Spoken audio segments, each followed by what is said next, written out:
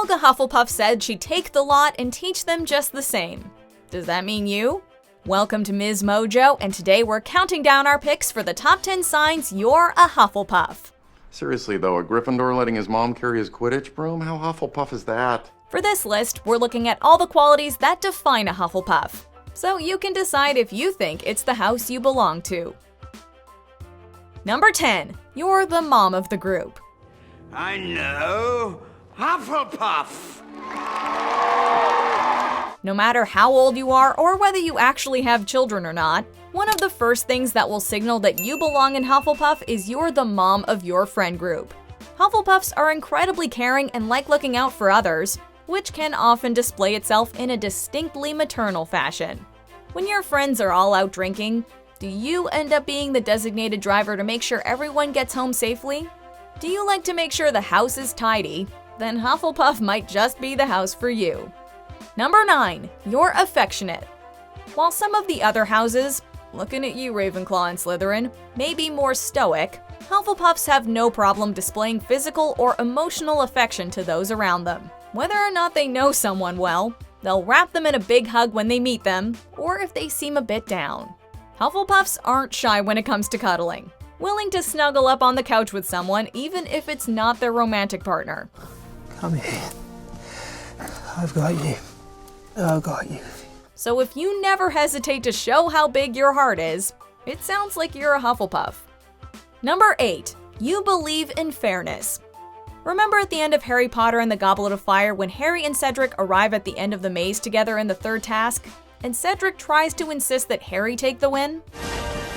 Go on, take it! You saved me, take it! Or when he offers Harry a clue about the second task? He's displaying one of the biggest Hufflepuff traits, which is a belief in fairness. Look, I realize I never really thanked you properly for tipping me off about those dragons. Forget about it. I'm sure you would have done the same for me. Exactly. They always want everyone to be on even footing so that they all have equal opportunities. Believing in equality is also a part of this, so if that's a cause important to you in the real world, we're guessing this is the house you belong in. Number 7. You're modest. Speaking of Cedric, he often exemplifies Hufflepuff in another way, his modesty. Though he's one of the most popular students in school because of his good looks, academic success, and Quidditch skills, he's always humble about it. The Hogwarts champion, Cedric Diggory! He's definitely not one to brag, even when he's selected as the Hogwarts champion for the Triwizard Tournament. In the real world, if you're someone who doesn't like to boast about your accomplishments, Hufflepuff is almost surely the house for you. But listen up, Hufflepuffs. Sometimes it's not so bad to be proud of what you've done. Number 6. You're loyal.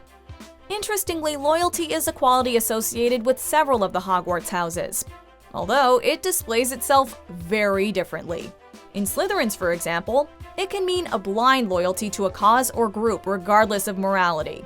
In Hufflepuffs, however, it usually shows by them always being there for their friends and putting loyalty to others over any self-interest. All right, I'm coming. I'm coming. Mum's here. Mum's here.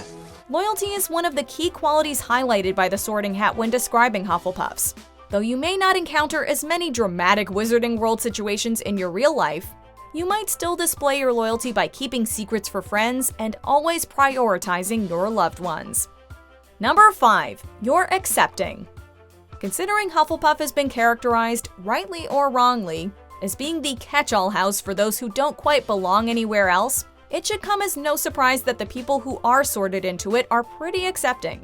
They certainly don't discriminate, and welcome all with open arms regardless of their parentage, wealth, status, or even magical ability.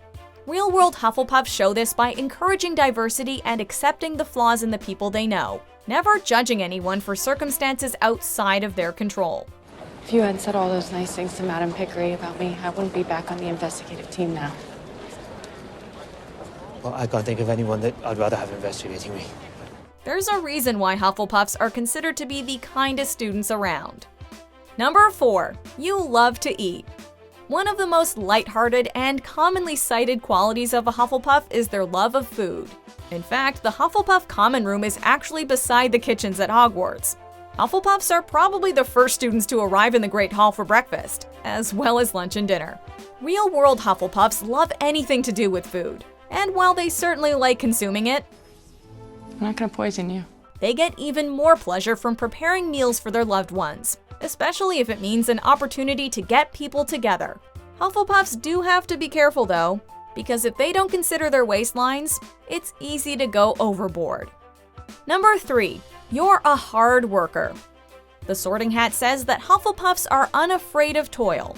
So yes, this means they work hard, but so do students of all the other houses. You grasp your mandrake firmly, you pull it sharply up out of the pot. What sets Hufflepuffs apart is their ability to do the somewhat mundane and grueling work that tends to not be very exciting. Gryffindors, Ravenclaws, and Slytherins will strive to get the best grades and ace their exams, but it's all a means to an end. For Hufflepuffs, studying and other pursuits that are usually considered boring can be pleasurable, be it gardening, chopping vegetables, or cleaning. Number 2. You hate conflict. Do you often find yourself mediating fights between your friends? Are you always the one shouting, "Can't we all just get along" when the going gets rough? Then we wouldn't be surprised if the Sorting Hat would put you in Hufflepuff. That's because people from this house really can't stand conflict, and they'll do pretty much anything they can to avoid it. Silence! In fact, this can almost become a negative quality because they'll skip important confrontations with the people around them in an effort to keep the peace. Sometimes it's okay to speak your mind, Hufflepuffs. So takeaway so far, if you're super nice, you're probably a Hufflepuff, and I'd like to be friends with you. Take a look at these honorable mentions before we look at the number 1 quality of the house most likely to win Miss Congeniality. Go on, take it. You saved me, take it. Together. 1, 2, 3. Catch you!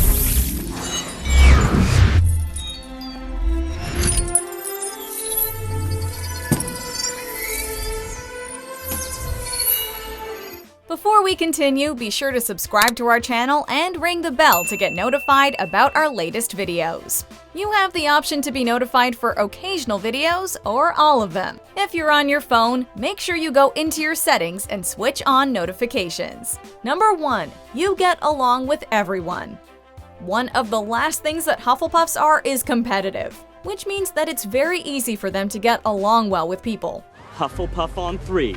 1, 2, 3. Hufflepuff! Yeah, son! At Hogwarts, they're never really expecting to win at Quidditch, so they don't inspire any rivalries with other houses. The Hogwarts champion, Cedric Diggory. While the students from Gryffindor, Ravenclaw, and Slytherin can be kind of insular, there's nothing a Hufflepuff loves more than bridging gaps between groups and having a wide array of friends. If you're a social butterfly who's always happy to meet new people, no matter their background or how different they may be from you, you definitely belong with the Hufflepuffs. Do you agree with our picks? Check out this other recent clip from MsMojo. And be sure to subscribe and ring the bell to be notified about our latest videos.